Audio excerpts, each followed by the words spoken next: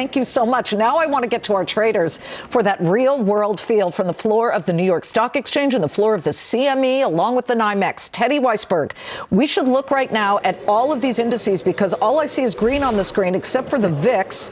That would be the fear index, so there's not a lot of fear here. To Bill Lee's point that he just made, and that was that we now have a very positive sentiment. Does that then help stabilize an economy that may have been wobbly?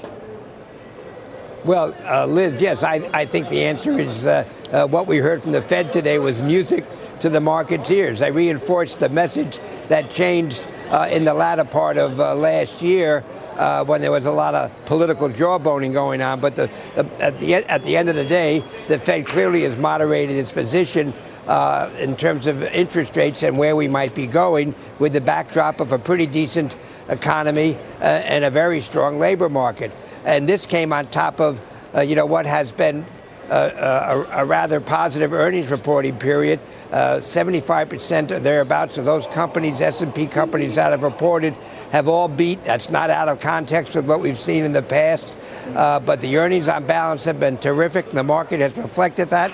And now we get the Fed putting the wind at the back, if you will. And we're up, almost 200 more points than we were when the Fed started to speak. By the way, Dow Jones Industrial is now above 25,000 at 25,003 points at the moment. Larry Shover, talk to me about what you see when it pertains. Yeah, we all love these numbers. If we have 529s or 401ks, Dow's up 423 right now. This is really good news for anybody who holds stocks.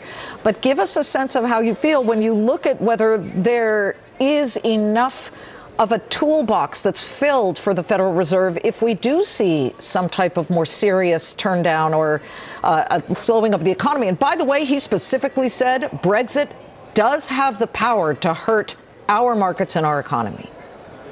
Yeah, I mean, he said a lot of things, and I mean, of all the policy levers available to him, it's hard to argue that he didn't engineer an aggressively dovish stance, statement, press conference today. And so what happened is investor perception turned it all around. It's comforting now that we're not on autopilot anymore. It's no longer, rate, pause and see. It's actually maintain and wait and see. It's a big difference to everybody. I mean, he removed gradual increases, removed or acknowledge the risks and the lower inflation and something he's going to be able to talk about in the press conference, et cetera, et cetera. So all that to say, there's a lag in financial conditions. And, we have seen like so many housing numbers go sour the last 3 in a row. The sales have gone sour.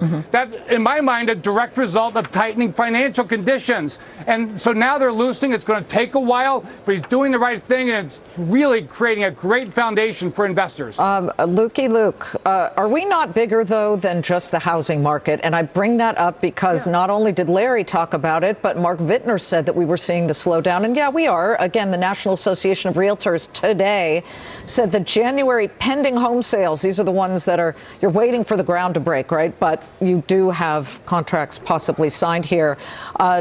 Dropped for the third month in a row, down 2.2%. The expectation was for a gain of 0.5%, but now we're at down 9.8% year over year. Yeah. Well, Liz, number one, thanks for having me again. I've missed you. I missed you, too. Number two, where have you been? This is crazy. This is crazy. The Fed is doing the wrong thing. This Fed has gotten handed a problem. Janet Yellen did the wrong thing for 5 years. When the market is running like this, she didn't ever raise rates. This is crazy. When are rates going to normalize? When are they going to go to zero? I mean, where are they going to come up from zero? I don't understand this. And as you said, if something happens in the world when we need to do something, what's the Fed going to do? I can hear our viewers yelling, go back on vacation, Luke Rabari. No, I'm with you, Luke. I'm worried. I should go back on vacation, but I'll tell you this. If there's no inflation in the economy, then how come everything I pay for, like medical insurance, dental, cost of education, it costs a lot more. So I don't know where that zero inflation is coming from. There's been no wage increase for the last 5-6 years. It's just been a little bit the last couple of the last 6 months or so. I would like to know why. If you want to get a job at Walmart, you can. But what if you're a college-educated 40-some-year-old? You're not finding any jobs. This is nuts. And the Fed is making a mistake, and this is going to be bad. Brexit has a huge opportunity to bring down the world economy. Oh boy! I don't get this. Teddy, you can attack that one, but I'd like to know why Justin's almond butter, maple flavored, is $12 a jar now. Everything's going up that I like. I'm more upset that you miss him more than you miss me. Teddy knows I got a special place in my heart for you. Liz, but back to this housing thing, and nobody seems to talk about it, but, the new tax bill changed, the whole thing on interest rates and mortgages and how much people can deduct. Right. Don't you think it's possible, and nobody really talks about it, that this new tax bill is really coming home to roost in the housing market and basically perhaps discouraging home ownership in one way and encouraging people to rent because of the inability to deduct interest income? SALT, the state and local tax, and the lesser opportunity to deduct what we had been deducting, and for high tax rate states, that is a problem. New York, New Jersey, Connecticut, California, exactly. Illinois, it is a definite problem. I agree. We're watching all of this, and I do just want to reset here.